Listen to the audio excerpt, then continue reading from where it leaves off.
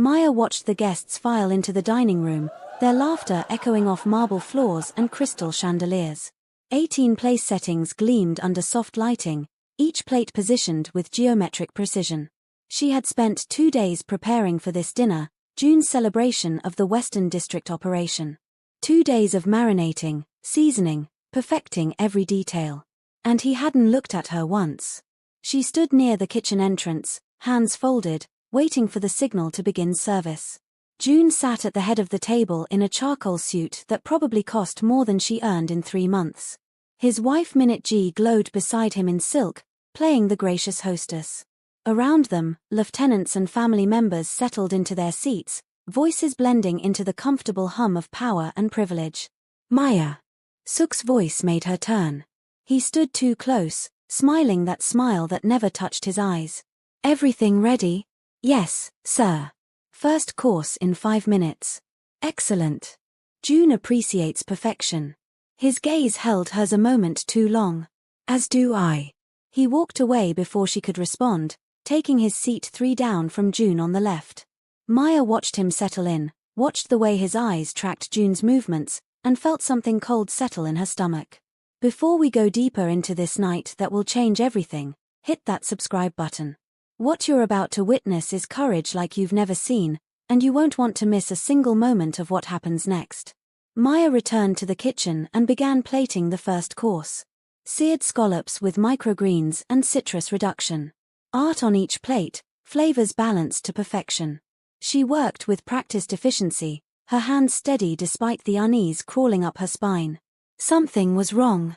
She couldn't name it yet, couldn't point to specific evidence, but her instincts were screaming. Those instincts had kept her alive once before, in a different life. 5 years ago, Maya had been part of an underground network that moved information and people across borders. She had learned to read situations 3 moves ahead, to sense danger before it manifested, to trust the quiet voice that whispered warnings when everything looked normal. That voice was whispering now. She carried the first course into the dining room. The conversations paused as she served, then resumed as if she didn't exist. Invisible. Background. Furniture. To success, Joon raised his glass. The Western District operation exceeded every projection. We've doubled our territory in 6 months. Glasses clinked. Voices murmured agreement. Maya continued serving, moving like a shadow around the table. Joon, you're too modest, one of the cousins said. This was your vision. Your strategy. Execution matters more than vision. Suk coordinated the logistics flawlessly. Joon nodded toward his lieutenant. I couldn't have done this without you, brother. Suk smiled, gracious and humble. I only follow your lead. Maya set a plate in front of Joon. He didn't acknowledge her. Didn't glance up. She might as well have been a ghost. She had worked for this family for 3 years. 3 years of cooking their meals, learning their rhythms, existing in the margins of their lives. In all that time, Joon had spoken to her directly perhaps a dozen times, and never with anything approaching warmth. She was the help. Nothing more. Back in the kitchen, Maya prepared the main course. Galbai, marinated for 2 days in her grandmother's recipe. Each short rib glazed to perfection, accompanied by banchan she had prepared fresh that morning. This was the centerpiece of the meal, the dish Joon had specifically requested. She was arranging the plates when movement caught her eye through the service window. Suk, standing near the bar where wine bottles waited to be poured. His back was to her, his movements quick and furtive. He glanced over his shoulder once, then reached into his jacket. Maya's breath caught. She watched him pull out a small vial, watched him uncork it with practiced ease, watched him pour something into one of the wine bottles before slipping the vial back into his pocket. The entire sequence took less than 10 seconds. If she had been focused on plating instead of looking up at that exact moment, she would have missed it completely. Suk turned and caught her eye through the window. For a heartbeat, they stared at each other. Then he smiled, casual and friendly, as if nothing had happened. Maya's heart hammered against her ribs. She had just witnessed Suk poison the wine. Joon's wine, almost certainly, given the bottle he had chosen. Her mind raced. She needed to tell someone. Needed to warn Joon, stop him from drinking, prevent whatever Suk had planned. But who would believe her? She was the cook. Suk was Joon's most trusted lieutenant, his brother in all but blood. If she made an accusation without proof, if she interrupted this celebration with wild claims, Joon would dismiss her. Probably fire her. And if she was wrong, if she had misinterpreted what she saw. Except she wasn't wrong. Her instincts were never wrong. Maya pulled out her phone with shaking hands and typed a message to a number she had memorized but never saved. Asterisk something happening at Joon's house. Think someone poisoned the wine. Asterisk. The response came 30 seconds later from Detective Park. Asterisk, are you certain? Asterisk. Asterisk, no. But I saw it. Suk. Asterisk. Asterisk, I'm watching the house from across the street. I'll call for backup, but it will take time. Don't let anyone drink that wine. Asterisk. Maya pocketed her phone and stared at the perfectly plated galbai. She needed to act, but how? Bursting into the dining room with accusations would accomplish nothing. Joon wouldn't listen. He never listened to her. She could dispose of the poisoned wine, claim it was an accident. But Suk would know what she had done. Would know she had interfered. What would he do then? The kitchen timer chimed. Main course ready. No more time to plan. Maya loaded the plates onto a serving cart and pushed through into the dining room. Conversations flowed around her, business and family intertwined. The wine bottle Suk had tampered with sat on the bar, waiting. She served each guest, moving with mechanical precision.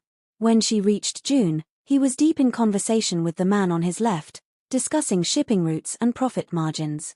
Sir, Maya said quietly. He ignored her. Sir, I need to speak with you. It's urgent. Joon's jaw tightened with irritation. He turned to look at her, his eyes cold. Is there a problem with the food? No, sir, but. Then serve it and return to the kitchen. I don't pay you to interrupt my dinner. Around the table, several guests smirked. Watching Joon put his help in her place. Suk was smiling too, but his smile had an edge to it. He knew what she was trying to do. Maya set the plate down with trembling hands. Sir, please, if I could just have one moment. Maya. Joon's voice was sharp as a blade. You're embarrassing yourself and disrespecting my guests. Go back to the kitchen. Now. The humiliation burned, but worse was the certainty that Joon was about to die and wouldn't listen to the one person trying to save him. She finished serving and retreated to the kitchen, her mind spinning through impossible options. Through the service window, she watched Suk stand and walk to the bar. Watched him pick up the poisoned wine bottle with casual confidence. Let me pour the next round, Suk said. A toast to Joon's leadership. No. Maya's hands gripped the counter. If Suk poured that wine, if Joon drank it, he would die. Maybe not immediately, the poison was probably slow-acting, designed to seem like natural causes later. But he would die, and Maya would have failed to stop it. She couldn't let that happen. Maya pushed back through into the dining room just as Suk was filling Joon's glass. Stop. Her voice cut through the conversations. Everyone turned to stare at her. Don't drink that wine. It's been poisoned. Silence crashed over the room. Joon's expression shifted from irritation to something darker. What did you say? The wine. That bottle. Suk put something in it. I saw him. Please, don't drink it. Suk's face arranged itself into perfect confusion. Joon, I have no idea what she's talking about. I've been sitting here the entire time. You weren't. 5 minutes ago, you were at the bar. You pulled out a vial and poured something into that bottle. Maya pointed at the wine in Joon's glass. I saw you through the service window. This is absurd. Suk turned to Joon. I don't know what's wrong with her, but she's clearly having some kind of episode. Joon stood slowly, his presence immediately commanding attention. Maya, you're making a very serious accusation against my most trusted lieutenant. I hope you have proof. I saw what I saw. Did you? Or did you see me handling wine bottles and let your imagination create a conspiracy? Suk's voice was reasonable, concerned. Joon, perhaps the stress of preparing such an important dinner has been too much for her. I'm not imagining anything. You poisoned that wine. I know you did. Then prove it. Joon's eyes were ice. If you're so certain, prove it right now. Maya felt the trap closing. She had no physical evidence, just her word against Suk's. And her word meant nothing compared to his. I can't prove it. But I'm telling you the truth. Please, just don't drink the wine. Have it tested. You'll see I'm right. Joon picked up his glass and swirled the wine, studying it. It looks perfectly normal to me. It's slow-acting poison. It wouldn't change the appearance. Please, Joon. I'm begging you. Just test it before you drink. You're being hysterical. Joon's voice was cold, final. And you're ruining my celebration with paranoid fantasies. Suk has served this family loyally for 10 years. You've been here 3 years and I don't even know your full background because your references were always vague. His eyes narrowed. Maybe I should have looked more closely at who I hired. Maybe you're the one who can't be trusted. The accusation hit like a physical blow. Maya had fabricated her references, had hidden her past with the underground network because that life had nearly killed her. She had needed to disappear, to become someone new and harmless. But now that fabricated background was being used to discredit her. My past has nothing to do with this. Suk poisoned that wine. I saw him. You saw what you wanted to see. What you imagined. Joon raised the glass toward his lips. I'm going to drink this wine now, and it's going to be fine, and then you're going to pack your things and leave my house. No. The word came out strangled. Maya looked around the table desperately. Minute G, please. Tell him to wait. Tell him to just test the wine before drinking it. Minute G's expression was sympathetic but uncertain. Maya, if you're really this concerned, perhaps you should drink it first. Prove that it's safe. That's what food tasters do, isn't it? The suggestion hung in the air. Food taster. Royal courts had used them for centuries. Servants who ate the king's food first to ensure it wasn't poisoned. Maya looked at the wine glass in Joon's hand. Looked at Suk, whose smile had returned. Looked at the 18 people around the table, all watching her with varying degrees of interest and skepticism. If she walked away now, Joon would drink that wine. He would die slowly over the next hours, and by the time anyone realized something was wrong, it would be too late. Suk would take over the organization. The power vacuum would create violence. People would die who had nothing to do with any of this. And Maya would know she could have stopped it. She thought about her old life, the underground network, the impossible situations that required impossible choices. She had survived by trusting her instincts, by acting when action was needed, by accepting consequences rather than living with regret. Her instincts were screaming now. Give me the glass, Maya said quietly. Joon's eyebrows rose. What? If drinking the wine will prove I'm right, then I'll drink it. Give me the glass. Don't be ridiculous. You said I'm paranoid, that I'm imagining things. Fine. Let me prove I'm not. Let me drink it, and you'll see. Suk leaned forward. Joon, don't let her manipulate you with theatrical gestures. She's trying to create drama to keep her job. Then let her drink. Joon held out the glass. Let her prove herself right or wrong. Maya took the glass, her hands steadier than they had any right to be. The wine was deep red, expensive, beautiful. It smelled like cherries and oak and something else, something faintly chemical that most people would never notice. She had handled poisons in her old life.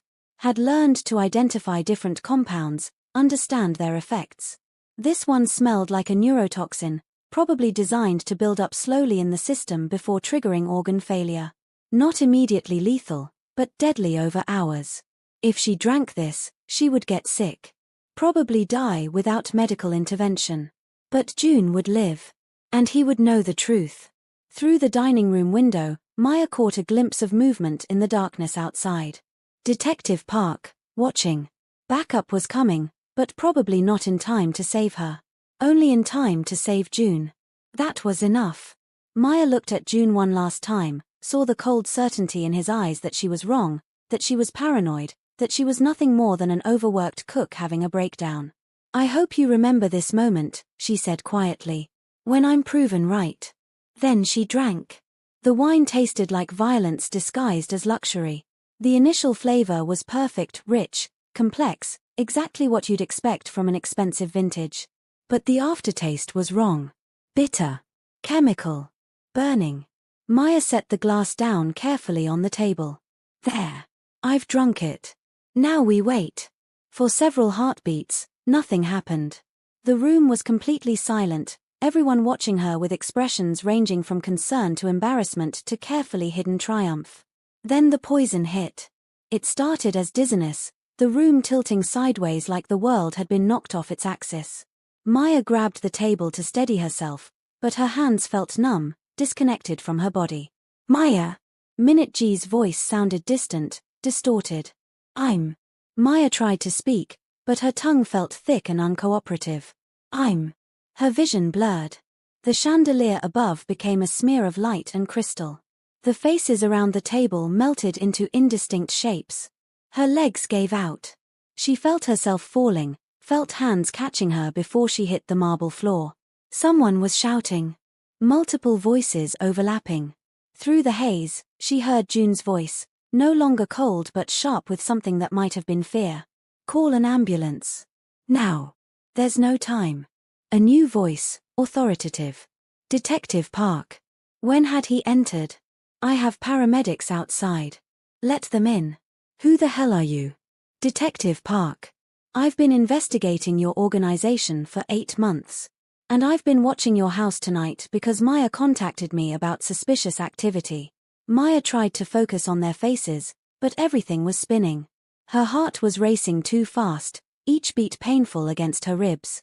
The poison was moving through her system, attacking her nervous system, her organs, her ability to think clearly. She had maybe minutes before it became irreversible. Sook. Joon's voice cut through the chaos like a razor. What did you use? What poison? Silence. Tell me what poison or I will make you suffer in ways you cannot imagine. It was supposed to be slow. Sook's voice was shaking, all pretense of innocence abandoned. Undetectable. You weren't supposed to collapse here, not in front of everyone. You were supposed to get sick later, go to the hospital, die from what looked like natural causes. But she drank the entire glass at once. Yes. So she's dying. Because of you. Because you poisoned wine meant for me. Maya wanted to speak, wanted to tell Joon that she had known the risks, that she had chosen this. But her throat wouldn't work anymore. The darkness was pulling at her, dragging her down into unconsciousness. She heard more footsteps. Professional voices giving medical commands. Someone was putting a mask over her face, oxygen flowing into her struggling lungs. Airway compromised. Heart rate 160. Pupils fixed and dilated. We need to transport now. What poison? Park's voice, demanding. We need to know what we're treating. Compound neurotoxin. Sook's voice was hollow. Synthetic. Not traceable. Attacks the nervous system gradually over 6 to 8 hours. She drank it all at once. How long does she have? Minutes. Maybe 10. Maybe less. Move. The paramedic's voice was urgent. We're taking her now. Anyone who interferes will be arrested. Maya felt herself being lifted, strapped onto something, wheels moving beneath her. The dining room ceiling passed overhead, then the foyer, then night air cold on her face. The last thing she heard before consciousness slipped away was Joon's voice, quiet and shaken in a way she had never imagined possible. I'm sorry. I should have listened. God, I should have listened. Please don't die. Please. Then darkness swallowed everything. Maya woke in fragments. Beeping machines. White ceiling. The smell of antiseptic sharp in her nose. Pain everywhere, her entire body feeling like it had been taken apart and reassembled incorrectly. She tried to move and found tubes connected to her arms. An oxygen mask over her face. Every breath felt like work. Don't try to talk. A nurse appeared above her, kind and professional. You're in intensive care. You were poisoned, but you're stable now. The doctors counteracted the neurotoxin. You're going to survive. Maya closed her eyes, relief washing over her. She had survived. Joon had survived. Sook's plan had failed. You've been unconscious for 36 hours, the nurse continued. Your body needed time to heal from the trauma. But the worst is over now. Just rest. Maya drifted back into sleep, her body demanding recovery. The next time she woke, Joon was sitting beside her bed. He looked terrible. His expensive suit was wrinkled, his tie gone, his usually perfect hair disheveled. Dark circles shadowed his eyes like he hadn't slept in days. When he saw her eyes open, he leaned forward. "Don't try to talk yet. The doctors said your throat will be raw for several more days." He paused, struggling with words. "You've been unconscious for 2 days. They said it was close. Very close. Your heart stopped twice during treatment." Maya just watched him, too exhausted to do anything else. "I need to say this. I need you to hear it even if you can't respond." Joon's voice was rough, stripped of its usual command. "I was wrong. About everything. About dismissing you, about not listening, about choosing to believe Suk over you. You tried to warn me and I humiliated you instead of hearing you." He looked down at his hands, and Maya saw they were shaking slightly. "You drank poison to prove you were right. You risked your life, knowing it might kill you, just to save mine. I've had dozens of men claim they would die for me, but you're the only one who actually proved it." He met her eyes. "And I didn't even know your full name. Didn't know anything about you beyond the fact that you made excellent galbai." Maya wanted to tell him it wasn't about loyalty to him personally, that she had done it to prevent the chaos and violence his death would trigger. But her throat was too raw, her body too weak. "Suk is in custody," Joon continued. "Detective Park arrested him at the house. He confessed to everything. The poison, the plan to take over my organization, other attempts on my life that I never noticed because I was too arrogant to see betrayal happening right in front of me." A tear slid down Maya's cheek, surprising her. Relief, maybe. Or exhaustion. Or the weight of everything finally releasing. Joon saw the tear and his expression cracked slightly. 10 years I trusted him. 10 years he was planning to kill me. And the person who saved my life was someone I treated as invisible. He reached out carefully and took her hand. "I owe you everything. My life, my family's safety, my organization's survival. I don't know how to repay that kind of debt." Maya squeezed his hand weakly, the only response she could manage. "Rest now," Joon said softly. "Everything else can wait until you're stronger." Maya let her eyes close, drifting back toward healing sleep. Over the next days, consciousness came more easily. The doctors removed the breathing tube, then the 4 lines one by one. Maya graduated from liquid nutrition to soft foods, then to solid meals. Detective Park visited on the 4th day. He looked tired but satisfied, carrying the weight of his investigation more lightly. "You're awake. Good." He pulled up a chair. "I need to talk to you about what happened." "Is Joon in trouble?" Maya's voice was still hoarse but functional. "Complicated question. He cooperated fully after Suk's arrest. Gave us information about other operations, other players. But his organization is still criminal. People have disappeared because of his orders. I know what he is." "Do you?" "Because I need to understand why you drank that poison, Maya. And don't tell me it was just to prove you were right." Maya considered her answer carefully. "I've seen what happens when power vacuums form in organizations like Joon's. The violence, the chaos, innocent people caught in crossfire. Suk would have been worse than Joon. At least Joon has boundaries. So you chose the lesser evil." "I chose to prevent the greater one." Park nodded slowly. "That's what I thought. And it's what makes this complicated for me." "Why?" "Because you saved a criminal's life. You enabled his organization to continue operating. Yes, you also exposed a traitor and prevented violence, but the net result is that Joon is still out there, still running operations. Would you have preferred I let him die?" "I would have preferred this entire situation never happened. But since it did." Park leaned back. "I'm grateful you survived. And I respect what you did, even if it complicates my investigation." They sat in silence for a moment. "Suk is talking," Park said finally. "Giving us details about the organization in exchange for a lighter sentence. We'll be making arrests over the next months. Joon knows this. He's preparing for it. What will happen to him? He'll probably serve time eventually. But he's smart, kept himself insulated from most direct criminal activity. It could take years to build a strong enough case. And me. You're a victim and a witness. Nothing more. Though. Park hesitated. Joon has been asking about you. Wants to know when you'll be released, where you'll go. I think he's planning something. Like what? Like offering you a position in his organization. Officially. Maya stared at him. Why would he do that? Because you proved you're valuable. Loyal. Capable of seeing threats he missed.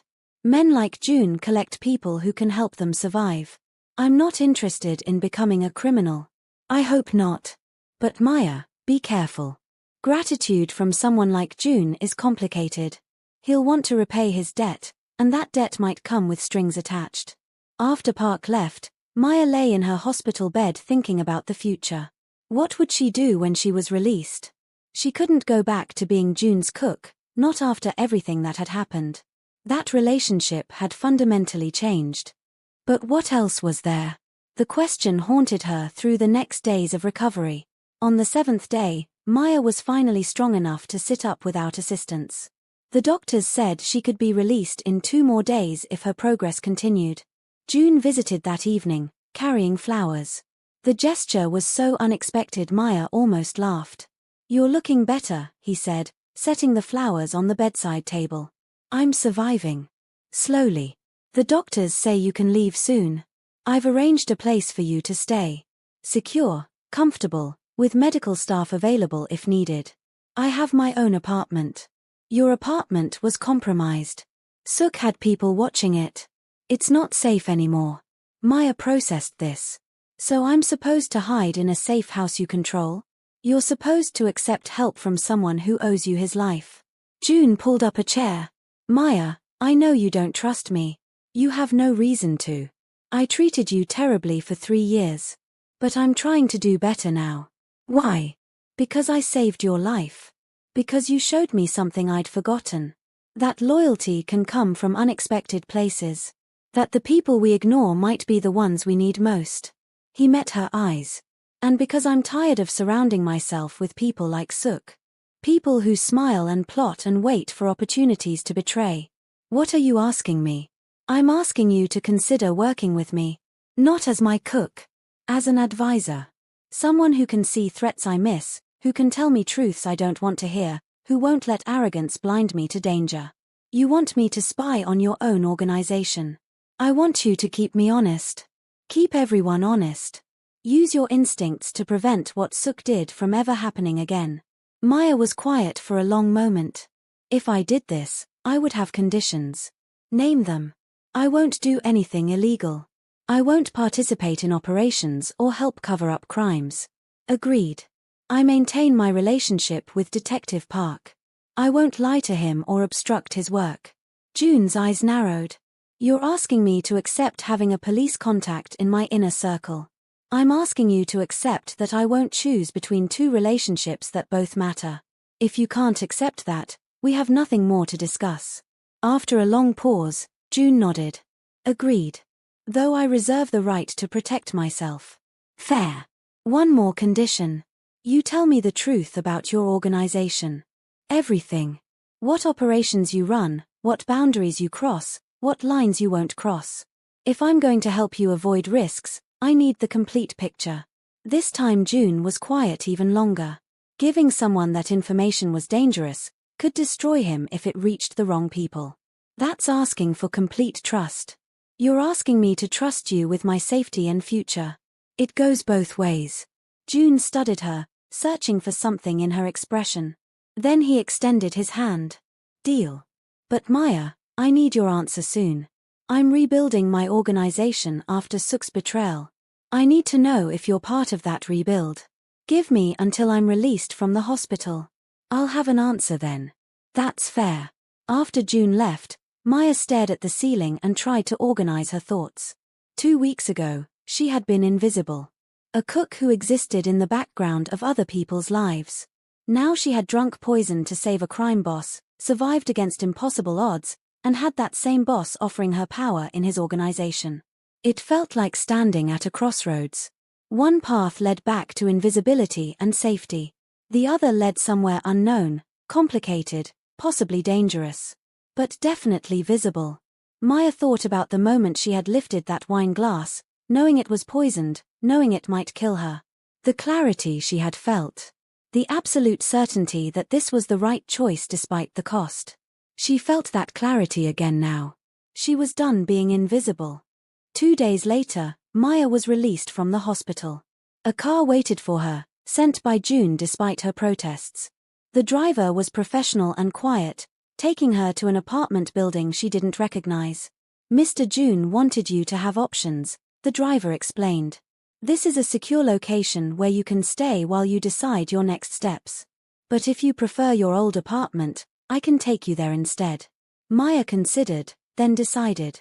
Take me to my old apartment. The driver nodded and changed directions. Her apartment looked exactly as she'd left it 2 weeks ago. But walking through the familiar rooms felt strange, like putting on clothes that no longer fit quite right. A note waited on the kitchen counter in Joon's handwriting. Asterisk whatever you decide, this place is yours. You've earned safety at minimum. J asterisk. Maya set down her bag and walked to the window. Seoul sprawled below, millions of lights in the evening darkness. Somewhere out there, Detective Park was working his investigation. Somewhere, Suk sat in a cell. Somewhere, Joon was rebuilding his organization. And here she stood, alive when she should be dead, trying to decide what kind of person she wanted to be. Her phone rang. Unknown number, but she answered. Maya Chen. Impressive performance. The voice was male, unfamiliar, with an accent she couldn't place. Drinking poison for a crime boss. That takes either remarkable courage or remarkable stupidity. Who is this? Someone from your past. The network you left 5 years ago. We've been watching your recent activities with great interest. Maya's hand tightened on the phone. I'm not coming back. Whatever you want, the answer is no. We're not asking you to come back. We're simply reminding you that you can't escape what you are. You can cook in mansions and pretend to be harmless, but we know the truth. You're one of us. You always will be. I'm not one of you anymore. Aren't you? You just drank poison to protect a criminal. That's exactly the kind of thing we would do. Welcome back to the game, Maya. Whether you want to be here or not. The line went dead. Maya stood at her window, feeling the walls of her carefully constructed new life crumbling. The past wouldn't let go. The world she thought she had escaped was still there, watching, waiting. She had 3 choices. Accept Joon's offer and become part of his organization officially. Refuse everything and try to disappear again, though that felt impossible now. Or find some third path that she couldn't quite see yet. Her phone rang again. This time it was Joon. Did someone call you? Unknown number? Yes. I thought so. They've been probing my security, trying to get information about you. I've blocked what I can, but they're persistent. They're from my old life. The network I was part of before. The underground organization you mentioned. Yes. What do they want? To remind me that I can't escape them. That I'm still one of them whether I want to be or not. Joon was quiet for a moment. You're not one of them anymore, Maya. You proved that when you drank poison to save my life instead of letting me die. Whatever you were, whoever you were, that's not who you are now. How do you know? Because people don't change their fundamental nature. And your fundamental nature is to protect people, even when it costs you everything. That's not who those network people are. That's who you are. The words hit harder than Maya expected. I need time to think. Take all the time you need. But Maya, whatever you decide, I'll help you. You saved my life. That debt doesn't have conditions or expiration dates.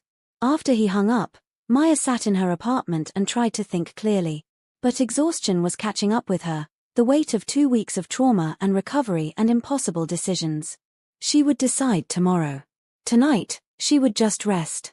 Maya made tea and sat by her window, watching the city lights. Tomorrow would bring new choices, new complications, new paths forward or backward. But tonight, she was alive. She had drunk poison and survived. That was enough for now. The next morning, Maya woke with clarity she hadn't felt in weeks. She knew what she wanted to do. She called Joon. I'll work with you. On my terms, with my conditions, but I'll help you rebuild your organization into something better. She could hear the smile in his voice. Thank you. I was hoping you would say that. But Joon, this isn't about loyalty to you. This is about preventing future betrayals, preventing violence, making a dangerous situation slightly less dangerous. I understand. And that's exactly why I need you. They made plans to meet the following week to discuss specifics. After hanging up, Maya felt something shift inside her. She had made her choice. For better or worse, she was stepping into visibility, into power, into a complicated future. Before you see what happens next, before part 2 shows you exactly how Maya's choice changes everything and leads to the final confrontation that will test everyone involved, you need to subscribe. This story isn't over, not by a long shot. Hit that button now because what comes next is going to surprise you. Maya spent the next few days preparing for her new role.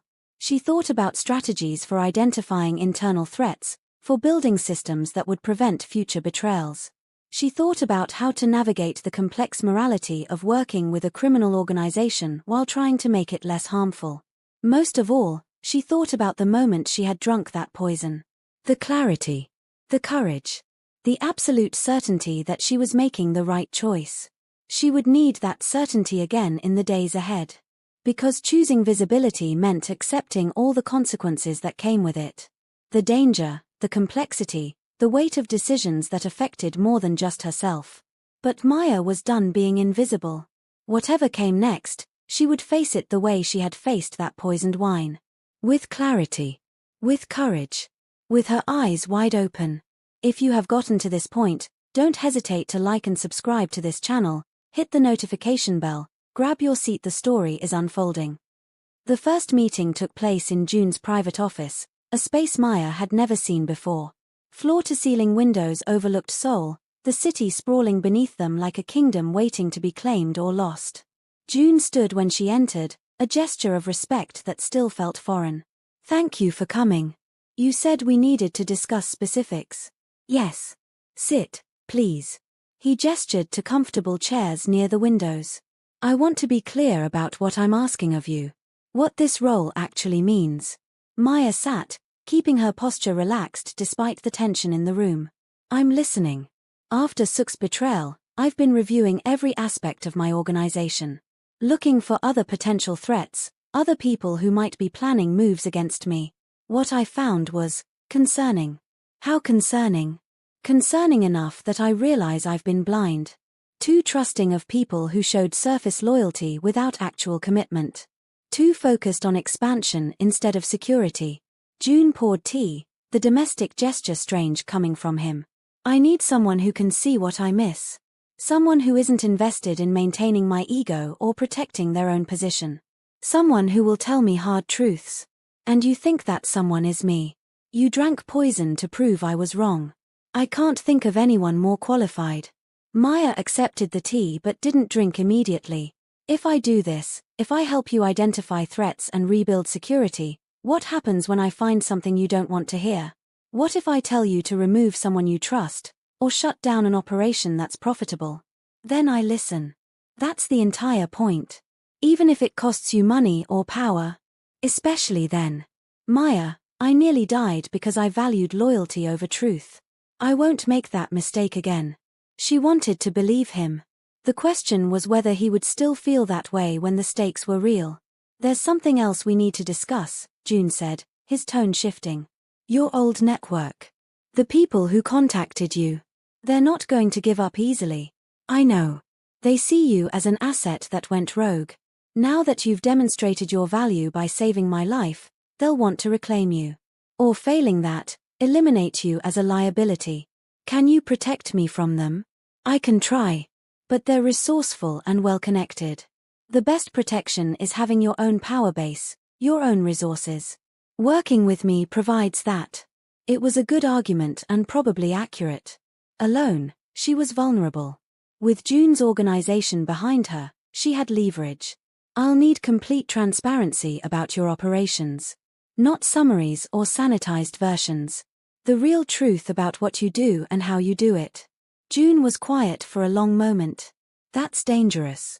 If that information fell into the wrong hands, I'm not the wrong hands. And if you can't trust me with the truth, then this partnership is pointless. He studied her, searching for something in her expression. Finally, he nodded. All right. Complete transparency. But Maya, some of what you'll learn, it won't be easy to hear. I've survived worse than difficult truths. Over the next hour, Joon explained the reality of his organization. The gambling operations. The protection rackets. The smuggling routes that moved goods across borders. But also the legitimate businesses, the investments, the gray area operations that existed in legal ambiguity. My goal has always been to transition toward legitimacy, Joon said. Every year, I shift more resources toward legal enterprises. But that transition takes time, and it requires maintaining the illegal operations to fund the legal ones. Does Detective Park know this? Probably. He's smart. But intention doesn't erase past crimes.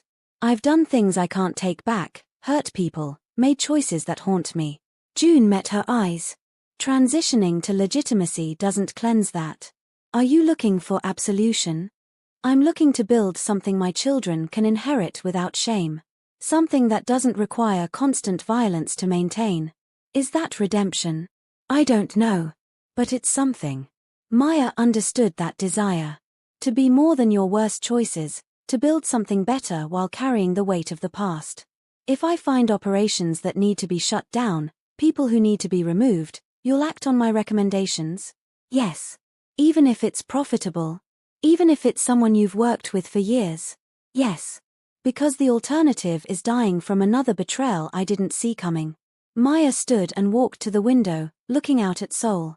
I need a few days to think about this. To be absolutely certain. Take whatever time you need. But Maya. Joon joined her at the window. Your old network won't wait. They're moving already, I can feel it. Making this decision quickly might be safer than taking weeks to deliberate. He was probably right. But Maya needed to be certain she could live with this choice. 3 days. I'll have an answer in 3 days. That's fair. As she left the office, Maya felt the weight of the decision ahead. 3 days to determine the rest of her life. She spent the first day walking through Seoul, revisiting places from her old life. The coffee shop where she had worked before joining Joon's household. The park where she used to sit and read. The anonymous spaces where she had felt safe in her invisibility. All of it felt distant now, like memories from someone else's life. The second day, Detective Park called. I heard you met with Joon. Are you seriously considering his offer? I don't know yet. Maya, I understand the appeal. After years of being invisible, someone is offering you visibility and power. But you're smarter than this. You know what he is. I also know what would have happened if I'd let him die. Suk would have taken over. The violence that would have followed. That's not your responsibility. You're not obligated to prevent every bad outcome in the world. Aren't I? If I have the ability to make things better, even marginally, don't I have some obligation to try? Park was quiet for a moment. That's a principled position. Dangerously principled. Because people like Joon will use that against you. They'll frame every choice as preventing some worse alternative, and before you know it, you're complicit in things you never thought you'd accept. Then I'll walk away when that happens. I've done it before. Have you? Or did you run when your network collapsed? There's a difference between walking away from principles and fleeing from consequences. The accusation stung because it was partially true. Maya had fled her old life when it became too dangerous, had reinvented herself as someone harmless and invisible. That wasn't the same as making a principled choice to leave. If I do this, Maya said carefully, if I work with Joon, will that make us enemies? It makes us complicated. I can't protect you the way I have been if you're officially part of his organization. You'll be a legitimate target of my investigation. I understand. Do you? Because once you cross that line, Maya, there's no coming back. You can't uncross it by claiming you were trying to make things better from the inside. The law doesn't work that way. After Park hung up, Maya sat in her apartment and tried to imagine what life would look like a year from now. If she accepted Joon's offer, if she became his advisor, if she helped rebuild his organization. Would she be able to live with herself? Or would she wake up one day and realize she'd become something she despised? The third day, Maya received another call from the unknown number.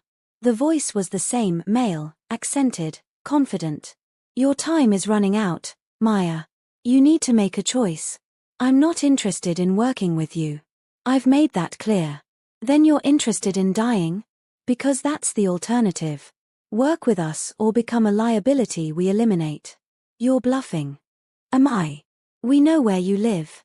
We know your routines. We know about your cousin in Busan, your few remaining friends, the people you care about. We can reach any of them anytime we want. Maya's hand tightened on the phone. If you hurt anyone I care about, I will destroy you. I still have connections, still know people who owe me favors. You're not as untouchable as you think. Brave words from someone who's been hiding for 5 years. But fine, let's make this interesting. You have 48 hours to decide.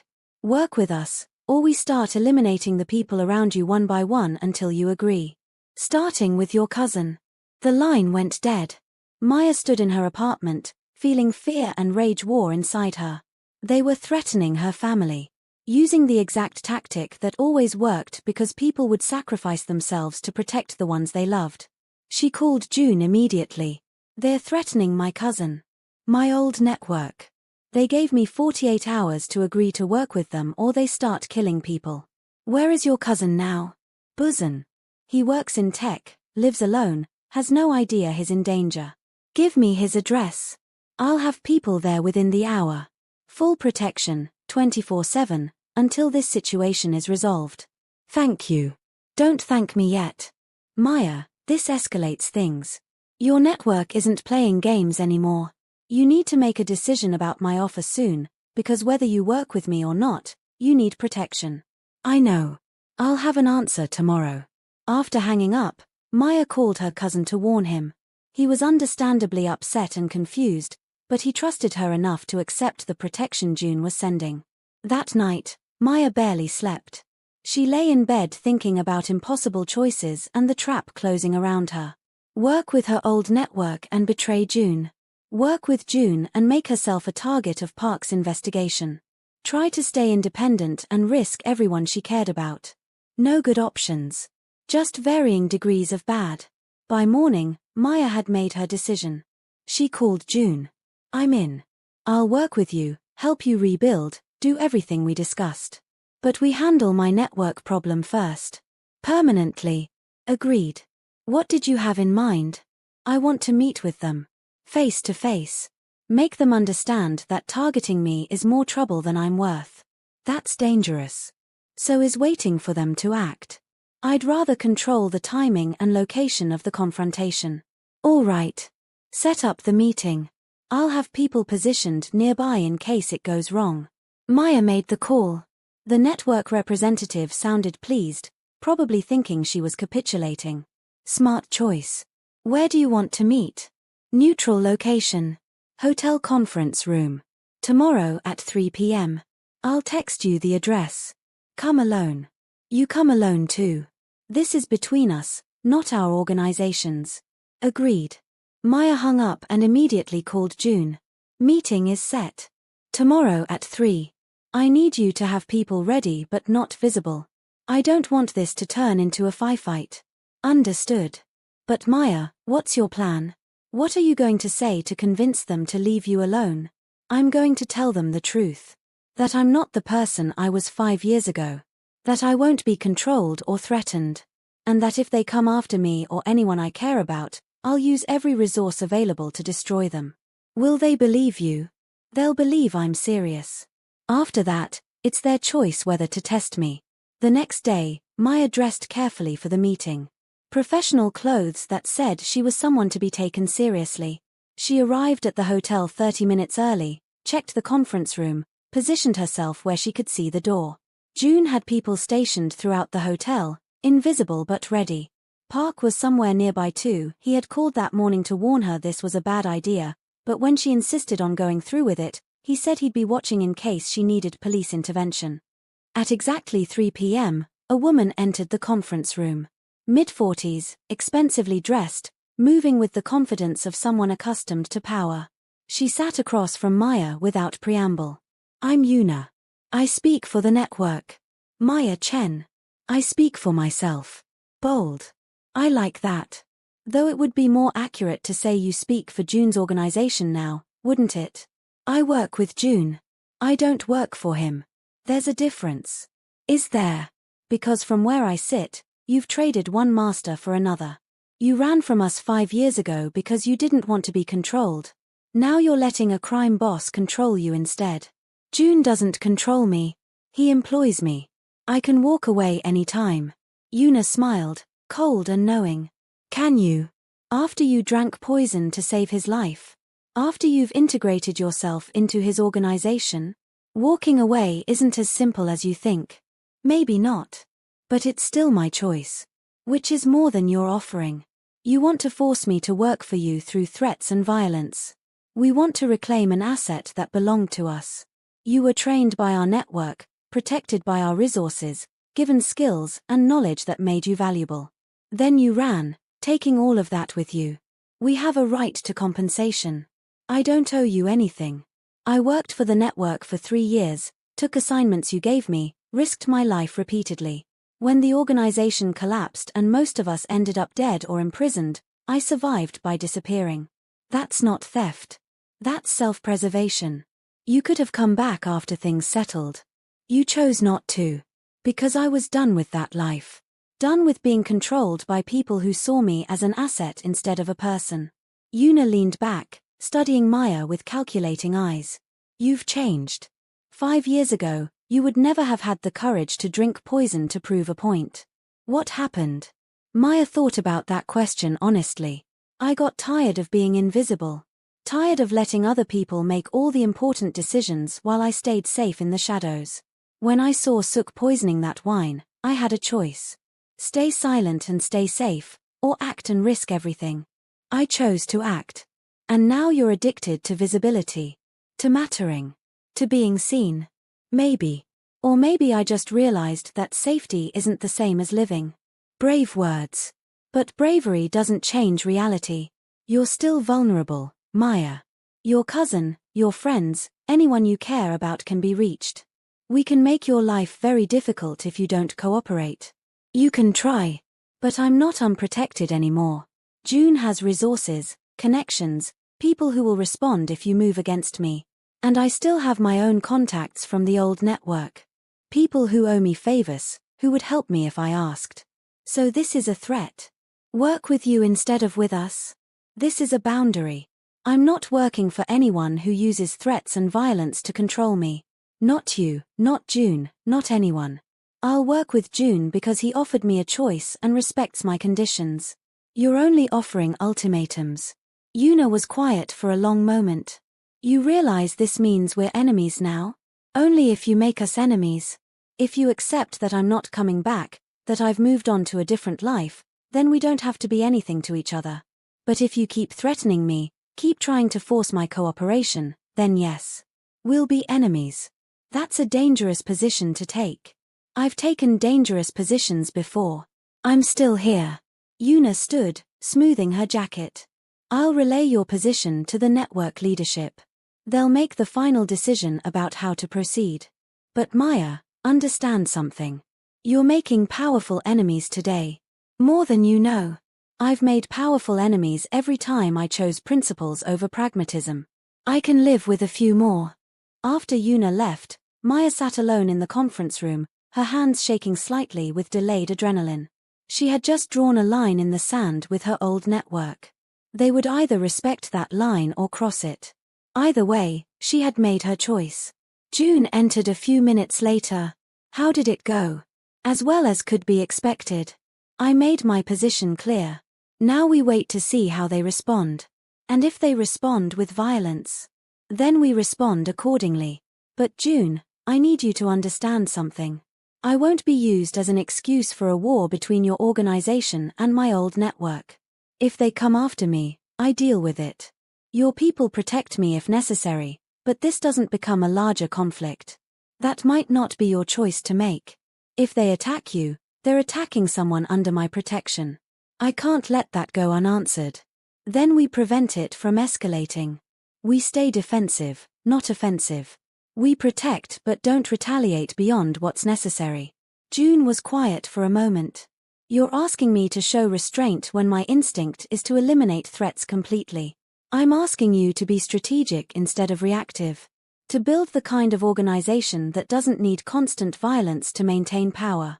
That's a significant change from how I've operated. I know. But it's the change you said you wanted to make. This is where you start. Joon studied her, something shifting in his expression. You're already making me better, aren't you? Challenging me to think differently. I'm just holding you to what you said you wanted to become. Over the next weeks, Maya began her new role officially. Joon gave her an office, resources, access to information about his operations. She spent days reviewing files, identifying vulnerabilities, building systems to prevent future betrayals. Some of Joon's people welcomed her, remembered how she had saved his life, respected her courage. Others were suspicious, resentful of an outsider being given such access and authority. Minute G was cautiously supportive. She invited Maya to coffee one afternoon, the two of them sitting in a quiet cafe far from Joon's usual haunts. I wanted to apologize, Minute G said without preamble. For doubting you. For assuming you were an opportunist. You had reasons to be cautious. I did. But I was wrong.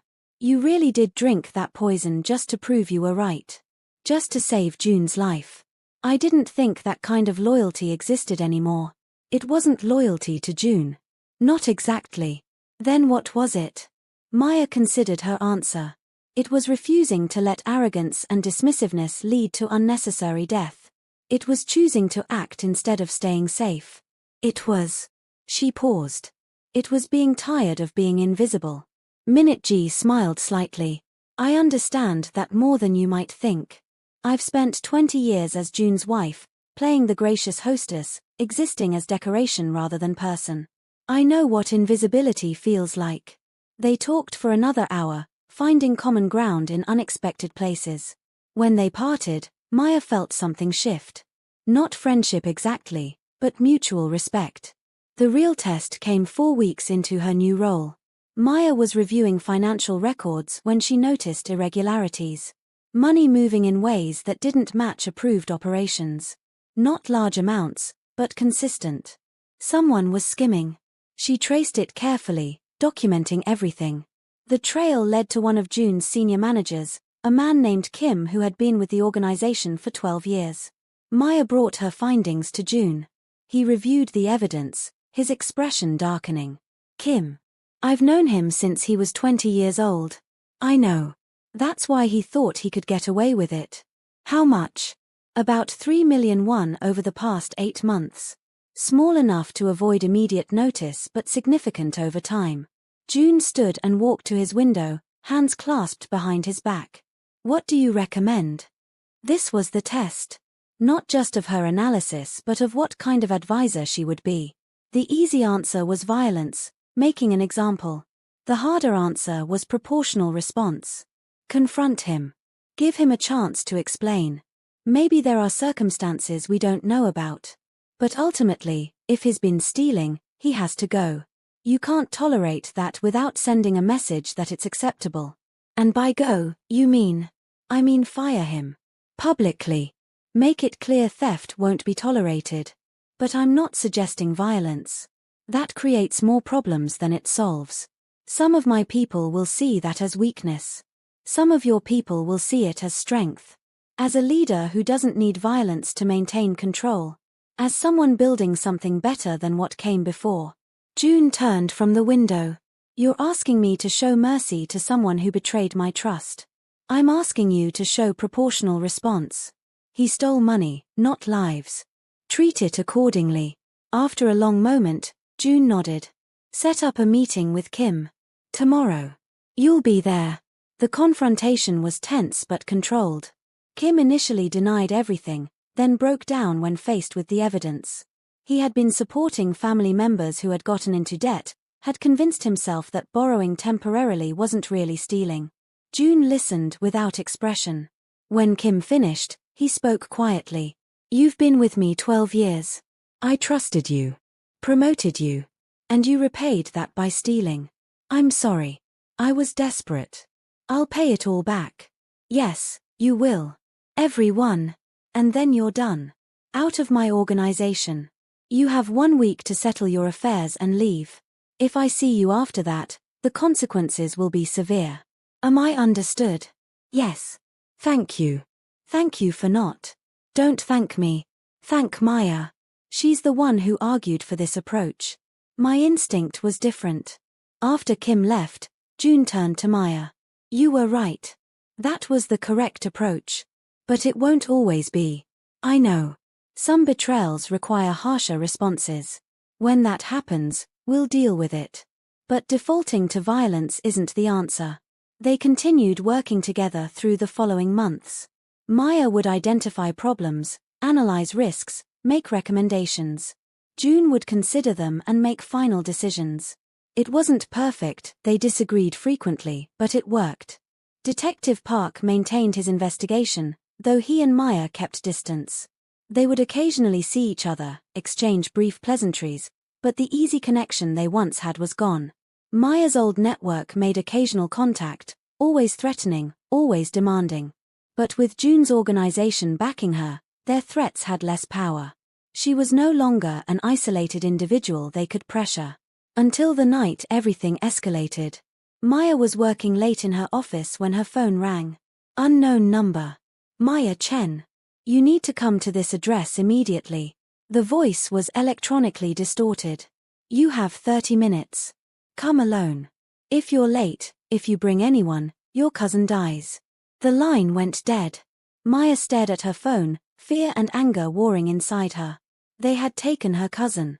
The one person she cared about most. Using him to force her compliance. She had 28 minutes to decide what to do. Call Joon. He would send people, try to help, but the kidnappers would see them coming. Her cousin would die. Call Park. Same problem. Or go alone. Walk into an obvious trap. Risk herself to save family. Maya grabbed her keys and ran. The address was an abandoned warehouse in an industrial district. Exactly the kind of location you expected for this. Maya approached on foot, every instinct screaming that this was a mistake. The building was dark except for light from one window on the second floor. She entered through an unlocked side door. The second floor opened into a large empty space. In the center, tied to a chair, was her cousin. He looked terrified but unharmed. Maya, don't, he started. Quiet. The voice came from shadows. A figure stepped into the light wearing a mask. You came alone. Good. What do you want? What we've always wanted. You. Your skills. Working for us instead of for Joon. I already told you no. And we told you that wasn't an option. Work with us or your cousin dies. Simple choice. Maya's mind raced, looking for angles, for ways out. If I agree, you'll let him go? Eventually. Once we're certain of your cooperation. That's not good enough. The man pulled out a gun, casual and confident. He pressed it against her cousin's temple. Then make it good enough. Last chance. Agree or I pull this trigger. Maya looked at her cousin, saw the fear in his eyes but also something else. A slight shake of his head. Don't do it. She thought about drinking poison rather than submit to manipulation. About choosing principles over pragmatism. About the person she had decided to be. No, she said quietly. What? I said no. You can kill him. Kill me. But I won't work for people who use threats and violence to control others. The man pressed the gun harder against her cousin's head. You're bluffing. I'm not. And you know it. Because if I was the kind of person who would submit to threats, I would have agreed weeks ago. But I'm not. So do what you're going to do, because my answer won't change. The warehouse exploded with sound and movement. Police poured in from multiple entrances. Tactical teams with weapons drawn, voices shouting commands.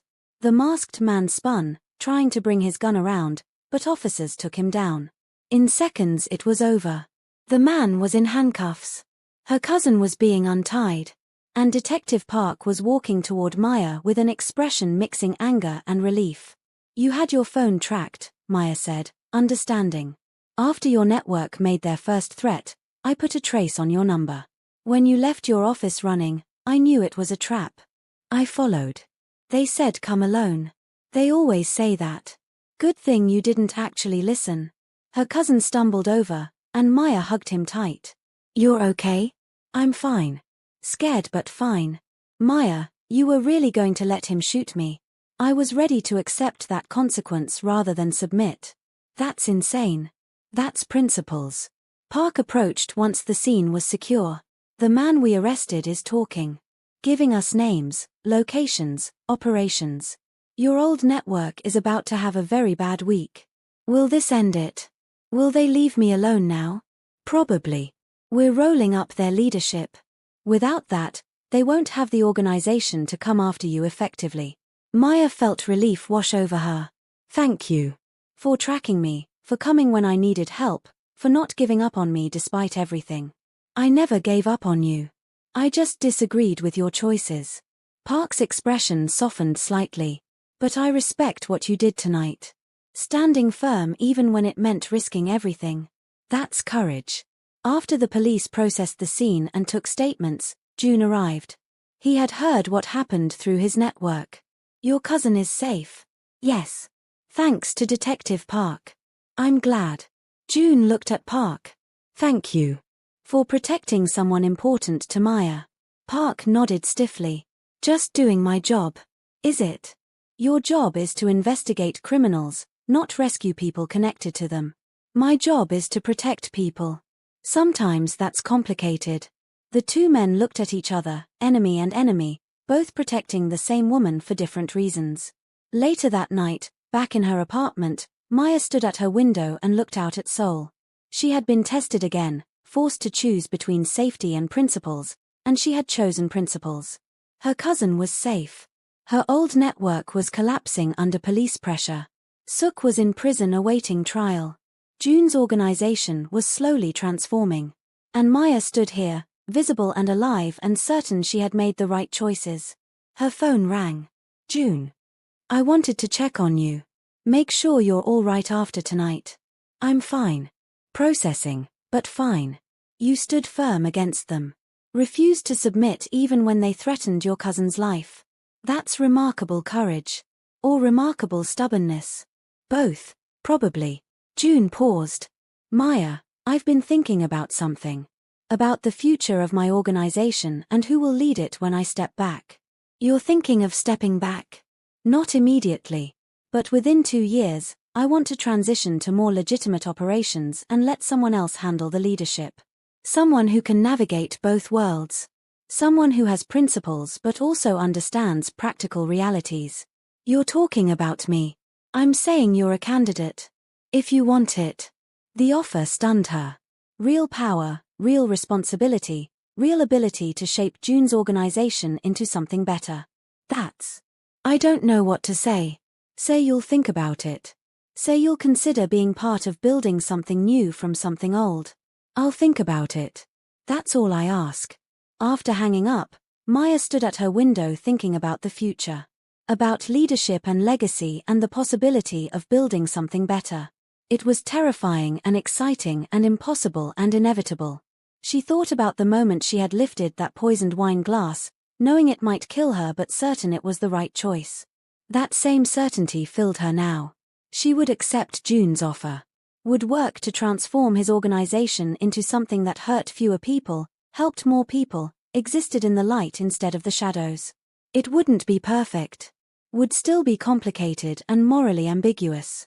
But it would be hers, built on principles she had proven she would die for. Maya pulled out her phone and called Joon. I don't need time to think. The answer is yes. I'll help you build whatever comes next. Thank you. I was hoping you would say that. But we do this my way. Full transition to legitimate operations. No more violence unless absolutely necessary. Building something people can be proud of instead of something they have to hide. Agreed. It won't be easy. Nothing worth doing is easy. But Joon, I need you to understand something. I'm doing this because I believe we can make your organization better. Not good, maybe not even fully legitimate, but better than it was. If that becomes impossible, if I find myself compromising too much, I walk away. Understood. And I'll respect that choice when it comes. Over the next months, Maya threw herself into the work. She identified operations that could be transitioned to legal alternatives. Found people who could manage legitimate businesses. Built systems that rewarded honesty over corruption. It was slow work, frustrating work, work that required patience she didn't always have. But gradually, things began to change.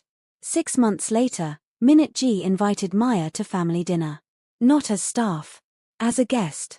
Maya dressed carefully, not too fancy but respectful.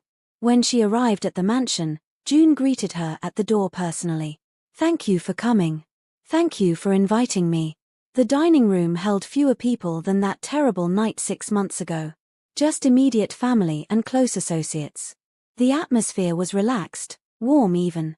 Joon guided Maya to a seat near the head of the table. Position of honor. As everyone settled and conversation began to flow, Maya looked around and felt something profound shift inside her. These were the people she had saved by drinking that poison. The family that would have been destroyed by Joon's death. She had made the right choice. At one point, Joon stood and raised his glass. "I want to make a toast. To Maya, who saved my life with extraordinary courage. Who has helped transform this organization into something better. Who earned her place at this table through merit and loyalty." Everyone raised their glasses. To Maya. She felt tears threaten but held them back. This was the acknowledgement she had never received. The recognition that she existed, that she mattered. As dinner continued, Maya noticed someone outside the window. Detective Park, maintaining his vigil, watching Joon's organization like always. Their eyes met briefly. Park nodded, a gesture of, what? Respect. Acknowledgement.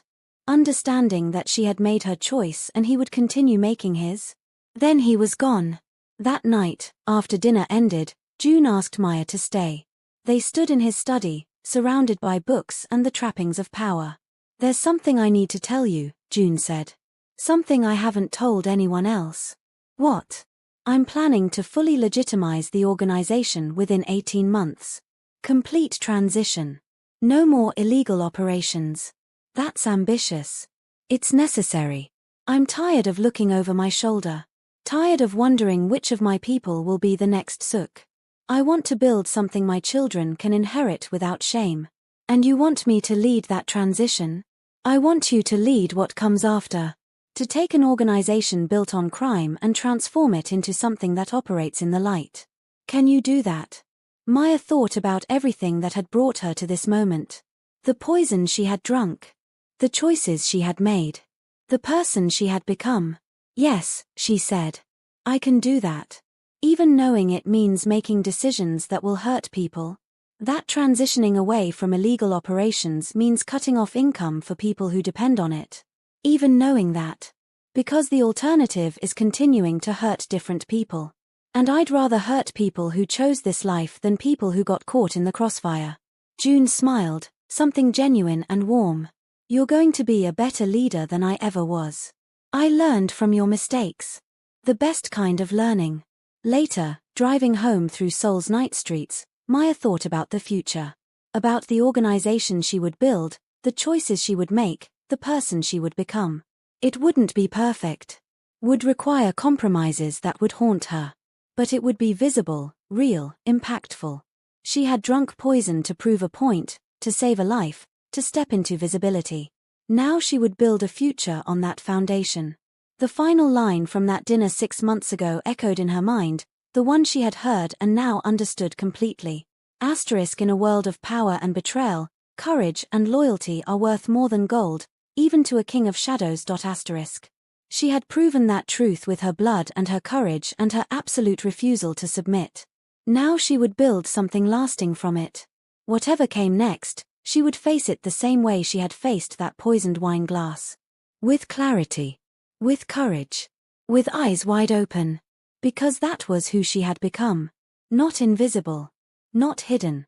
Not safe. But real. Visible. Alive. And building something better from the ruins of something terrible. That was worth everything. You've just witnessed a transformation like no other, a woman who drank poison to save a life and emerged powerful enough to rebuild an empire. If this story moved you, if Maya's courage inspired you, like, comment and hit that subscribe button right now. Stories about people who refuse to stay invisible, who choose principles over safety, who build something better from broken pieces, these are the stories that matter. Don't miss the next one. Subscribe, and we will see you there.